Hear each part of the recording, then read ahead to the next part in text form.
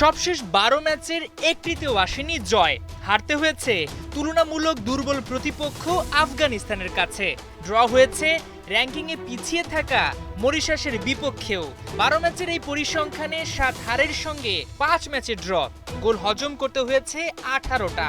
প্রতিপক্ষের জালে বল গেছে মাত্র ৪ বার।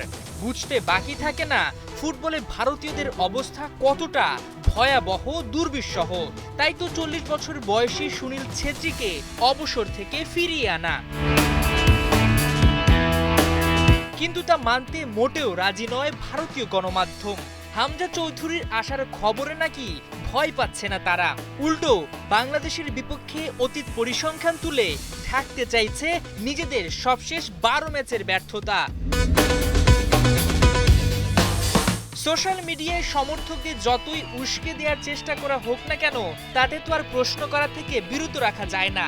যদি হামজাকে ভারত ভয়ই না পেত, তবে কেন তার আসার খবরে অবসর নেওয়া ফুটবলারকে ফিরিয়ে আনতে হবে? বাংলাদেশের বিপক্ষে ম্যাচের আগেও তো ভারত হাবুডুবু খেয়েছে, তখন কেন ছেত্রীকে ফিরিয়ে আনা হলো না?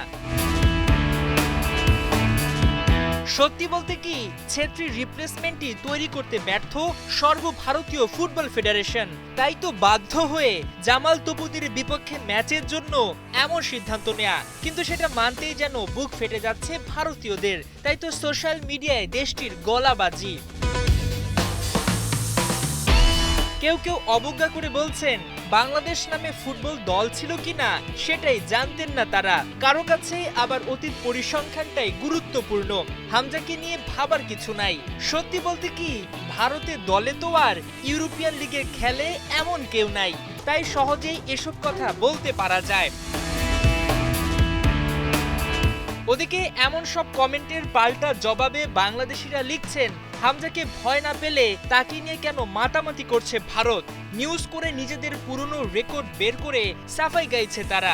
এসবের সঙ্গে অনেকে বলছেন, ছেত্রীকে ফিরিয়ে আনা মানে ভয়ে কাবু ভারত, খেলার আগেই যেন হেরে গেছে তারা। কেউ তো আবার ক্রিকেট টেনে এনেছেন, বলছেন এখানে তো আর আইসিসি নেই, যদি আইসিসি থাকতো তাহলে হয়তো ব্রাজিলের জায়গায় ভারতের নাম থাকতো। সে যাই হোক, ফুটবলে এমন তর্কাতর্কি নতুন কিছু না। এখন দেখার পালা এই কথার লড়াইয়ের শেষ পর্যন্ত কারা জেতে। তার জন্য অপেক্ষা করতে হবে ২৫ মার্চ পর্যন্ত। মাহমুদুল হাসান সজীব, ৭১।